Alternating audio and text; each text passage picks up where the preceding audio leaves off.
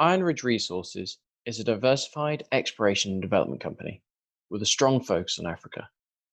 Most recently, IronRidge Resources have completed a maiden resource of 14.5 million tonnes at 1.3% lithium oxide at the Awoya project. This includes metallurgical work that indicates a premium concentrate from simple, conventional processing techniques. However, the star of the show has been the Zaranu prospect. Results of a first pass drilling campaign indicate an extensive gold prospect located in eastern Ivory Coast, with grades from surface including 6 meters at 15 grams per tonne and 22 meters at 3.4 grams per tonne. We spoke to Vincent to talk us through the raise and the future of the company.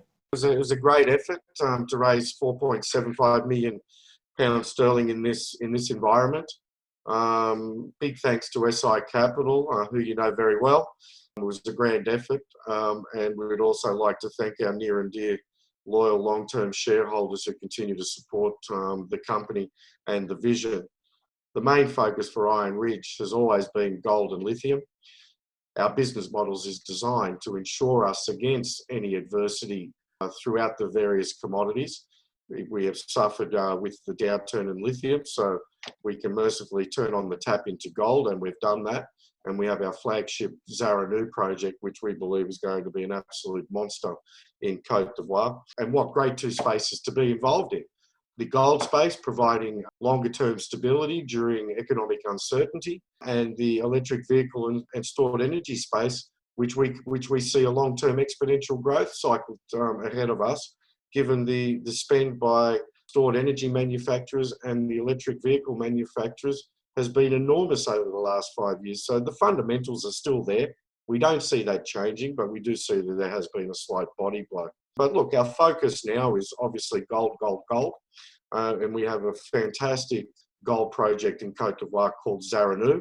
It is our main priority by virtue of heavily and intense artisanal workings, historical data, which we've uncovered and we are still uncovering, previous drilling by other companies in a decade or so ago, but also the verification through our own drilling programs, where we significantly drilled multiple traverses over a 8-kilometre strike, which is only 8 kilometres of a 47-kilometre magnetic and geochemical surface anomaly, which we've identified. We've only focused on 7 kilometres of that, 8 kilometres of that. We've done 7 traverses, and every traverse intersected mineable gold grades. And we're now narrowing in with our second phase program, which is underway. We're now narrowing in on a 3-kilometre section within that 8-kilometre section, so we can identify hopefully a starter pit and continuity of gold mineralisation in from the first phase drilling lines. I think we're onto something very big in Zaranu, and we've only just touched the surface of it. So we're looking forward to accelerating this drilling program, and we are now actually looking to try and manage to see if we can get a second manned drill rig into Zaranu, so we can just get as much drilling in as we can before the wet season shuts us down, so we have lots of data to analyse and review and prepare for the next aggressive phase of drilling, which will come post the wet season in around September, maybe early October, later in the year. This is all designed for us to deliver a maiden resource. I'm not going to put a time frame on the delivery of that maiden resource because our near and dear speculators and traders in the market will use this as a timeline to trading. So we'll leave that as a bit of a pleasant surprise to come early next year. Well, certainly. So the Zaranu project, being near or at surface, means you can progress the project relatively quickly with extensive, closely spaced shallow holes as per your current drilling campaign. Yeah, no, you're absolutely right, Charlie. We're doing air core now, and we're primarily focusing on air core because it's economies of drilling. But we have identified that, in particular, in the 8-kilometre section that we've been drilling, we have a weathered zone of up to 100 metres. This means that it's predominantly oxide ore, which means that it implies a simple processing flow sheet to extract the gold. The focus is let's try and get a starter pit identified. And we've already done a backup drill hole, an RC drill hole of 154 metres, weathered into the fresh rock. And that drill hole showed us that we have 154 metres of continuous mineralisation. Obviously, we're hitting various intersections with mineable gold grades. So it's very encouraging to know that even below the weathered zone, we are hitting significant gold grades at end of hole in the fresh rock. So that implies that we do have something significant at depth. But initially, we want to prove up now, for example, in this 3 kilometre section phase 2 drilling program. The idea is now we could potentially prove, couple of million ounces into this 3 kilometre section, and then we have 47 kilometres of this. So 3 into 47, let's make the numbers easy, that's 15. We could potentially have 15 times, just apply a cookie cutter approach, and we've got 15 times multi-million ounce pits. Never actually works out that way, but if we get halfway there, we're onto a bonanza, and definitely has the potential of being one of the largest gold discoveries in Côte d'Ivoire. And by virtue of it being, as you said, near surface, we're saying from surface, we believe it's a walk-up start, and with the help of the government, who's proactive and very supportive of IronRidge, we believe that we would be able to achieve a short timeline to development in quick succession. Fantastic. So Zaranu isn't the only gold project IronRidge holds. With coincident geophysical and geochemical anomalies along known multi-million ounce structures, the company boasts an impressive pipeline of projects. Yeah, look, we've effectively got three gold portfolios in Côte d'Ivoire, what we call province scale portfolios. Zaranu, in conjunction with Bodite and Biennois, is what we're calling the Zaranu portfolio. Up in the northeast of the country, we have the Canetta portfolio, which is another 1,600 square kilometres of ground. That's very prospective. We're looking. We've done a lot of initial reconnaissance work. We've done auger programs. We've done the regional soils. So we're planning the next phase of that, which will actually be an air core drill program. So we actually think that in its own right could be a multi-million ounce deposit. That portfolio should be able to yield a multi-million ounce deposit.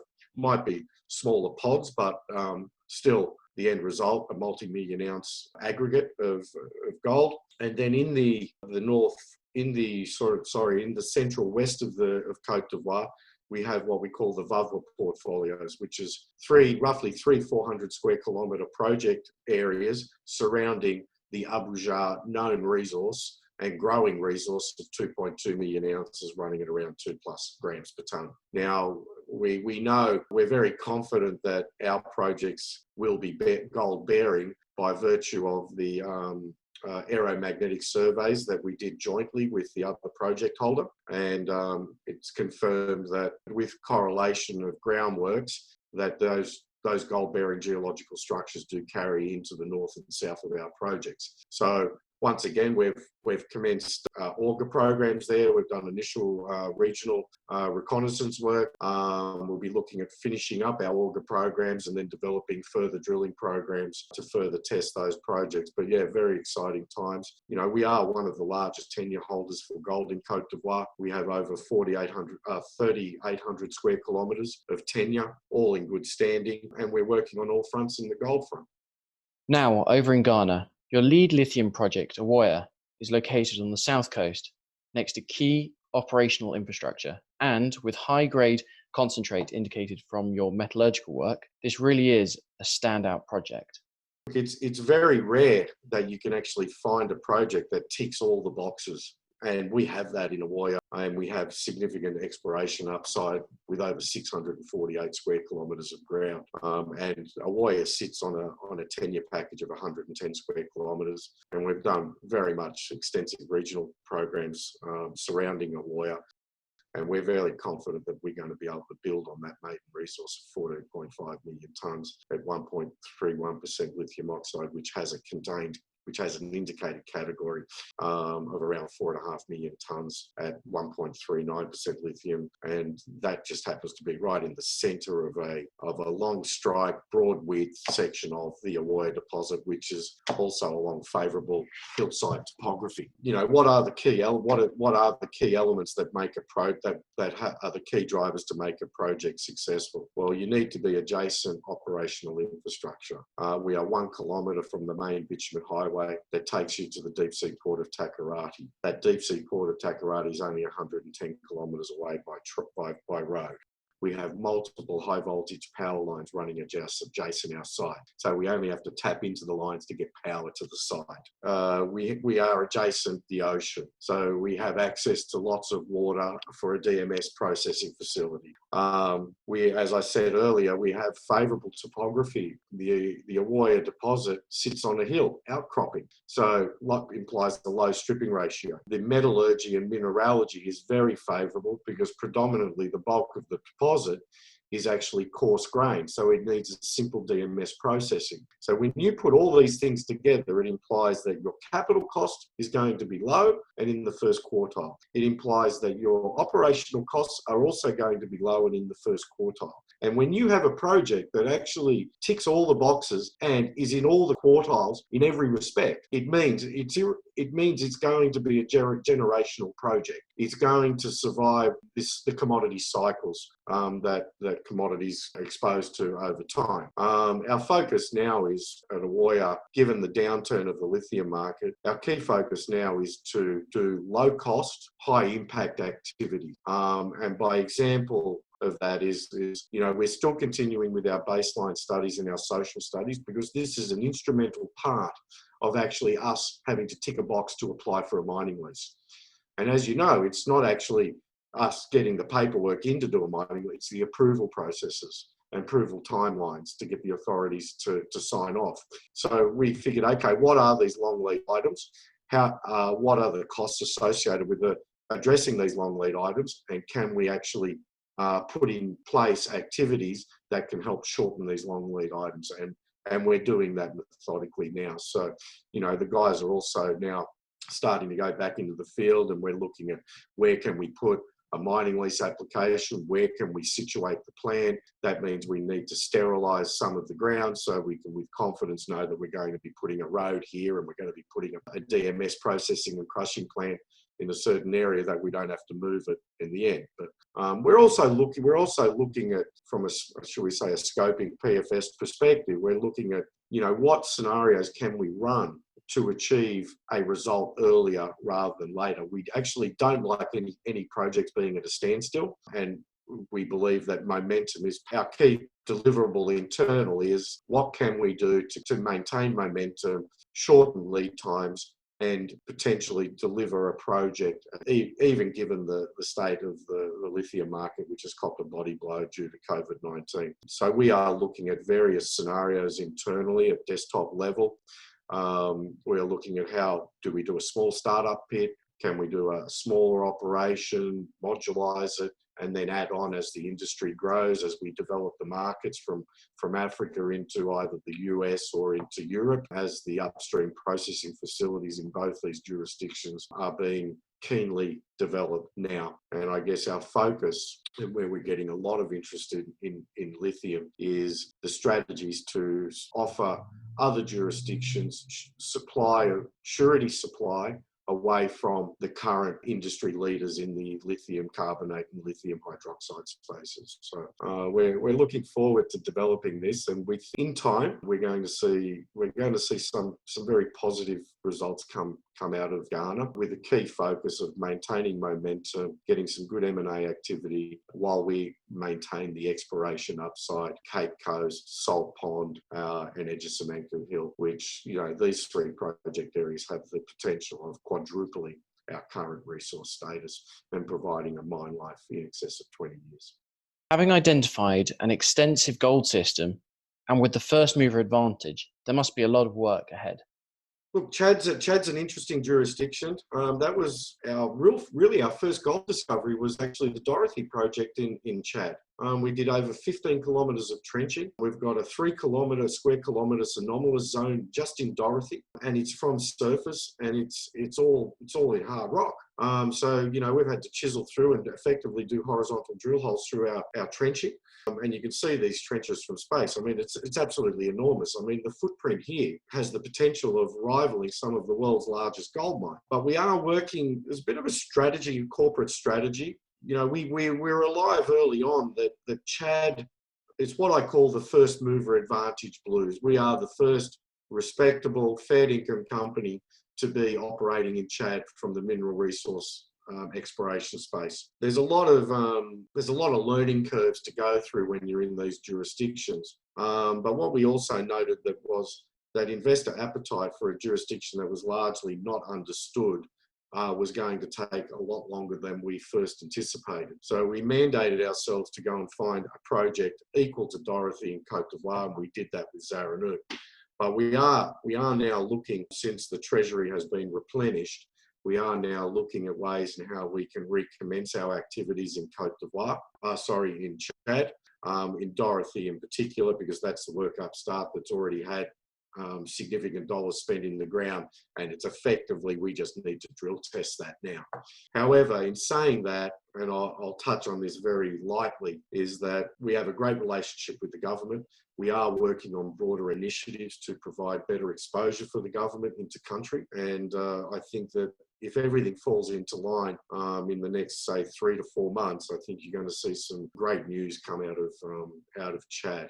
And that's just on Dorothy and some broader initiatives. Then we've got Nabagay, Kalaka, Etchbara. These are all significant ground holdings, which provide us with another combined 40 kilometres of strike zone, which is just peppered with artisanal workings. I mean, it's a great walk-up start, and we've got the first mover advantage, and we've got a 5-year head start in country and a relationship building with the government. So, look, we're working on that. We definitely want to get back into country. We've had to, obviously, due to COVID-19, repatriate our staff. So we're now working on ways in how we can maybe get our staff back in. What are the protocols and restrictions that we'll be faced with that we need to manage? But we are working feverishly to get our teams back in the ground. I guess as another adjunct, another topic to touch on, Charlie, is the team of geoscientists that we've put together over the last 3 years. It's a phenomenal team that have the experience and knowledge for us to accelerate through the exploration to development curve. And as you rightly pointed out, we actually have projects at various stages of development. And it's important that we keep that wheel in momentum, and hopefully it will become perpetual. It's great that we've nurtured a team over the last 3 years that can actually take our projects from model, is to provide ourselves with that in-house expertise. We don't have to outsource it anymore, and we keep everything in-house as long as we possibly can to de-risk it. So yeah, big things to come out of the House of IronRidge. I think the key takeaways are we are a diversified explorer, and the reason we're diversified is to provide ourselves in an insurance policy against adverse conditions in the commodity spaces, and we've done that. We're now cashed up. We are fully funded. If things go according to plan, we are fully funded for the next 2 years. And we will see a lot of drilling results coming in out of the gold space. And I think you're going to see a lot of M&A activity potentially come through both the lithium and gold doors. Well, fantastic. Thank you very much, Vince, for going through that with us. And we look forward to hearing more as the projects progress. All right. Great stuff, Charlie. Thanks very much. And once again, well done to SI Capital and partnering with IronRidge. Thank you very much.